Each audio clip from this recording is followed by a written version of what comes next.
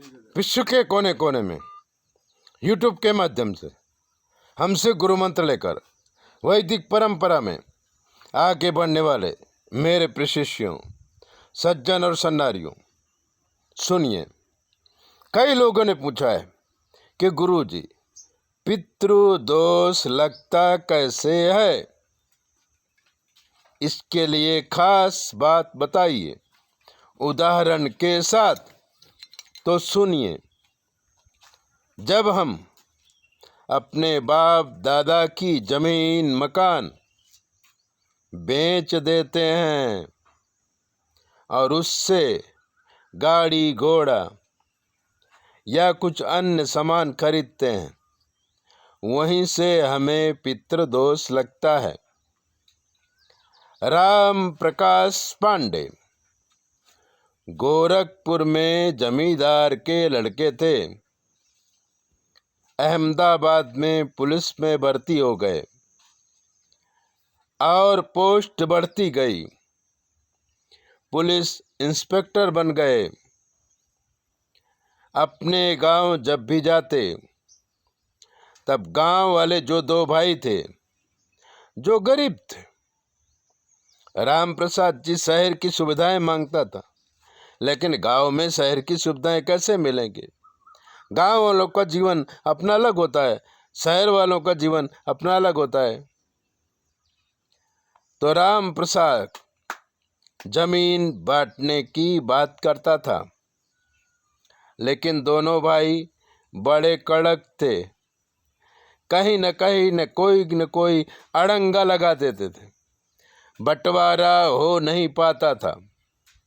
राम प्रकाश पांडे कई बार गांव गया बंटवारे के चक्कर में, लेकिन बंटवारा हो नहीं पाया तो गुस्सा हो गया और गांव के एक गुंडे को अपना हिस्सा बेच दिया और वो पैसा लेकर के आया। यहाँ पर एक गाड़ी लिया, बाकी पैसे का घर का सारा सामान लिया, जैसे कि फ्रिज है, ओवन है, इत्यादि इत्यादि, जो भी आजकल के ज़माने में लिया जाता है। राम प्रकाश के दो बेटे थे जो अच्छी तरह से पढ़ाई नहीं कर पाए, इसलिए छोटी मोटी नौकरी करने लगे। दोनों की शादी गांव में हो गई थी, लेकिन गांव में कुछ रहा नहीं, तो ये लोग पिता के साथ में ही रहते थे। थोड़ा समृद्ध हुए तो अपना अलग भाड़े के मकान में रहने लगे। राम प्रसाद और उसकी पत्नी अकेले रह गए। नौकरी भी चली गई, पेंशन मिलती है, उसी से दोनों परानी का गुजरान होता है। राम प्रसाद जी और उनकी पत्नी वृद्धावस्था में अकेले रह गए। दोनों बच्चे सिर्फ पैसों के लालच से उनके पास आते हैं। जब राम प्रसाद या उनकी पत्नी बीमार पड़ती है तो कोई उनकी सेवा करता नहीं है। ये है पितृदोष। लगा कैसे? बाप की जमीन गुंडों को बेचने से लगा। इसलिए परदेश में रहने वाले मेरे सभी मित्रों, अगर गांव में आपकी ज़मीन है तो अपने भाइयों को ही दे दो, और भाइयों को दोगे तो आपके पितृ आपके ऊपर खुश रहेंगे। शहर में अनेक संपत्ति आपके पास अपने आप आ जाएगी।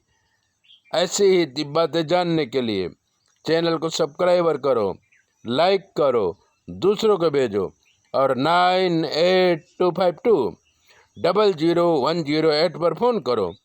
हमें सुनाई नहीं देता, जवाब हमारी बेटी देगी। जय बोले, अपना ध्यान रखो।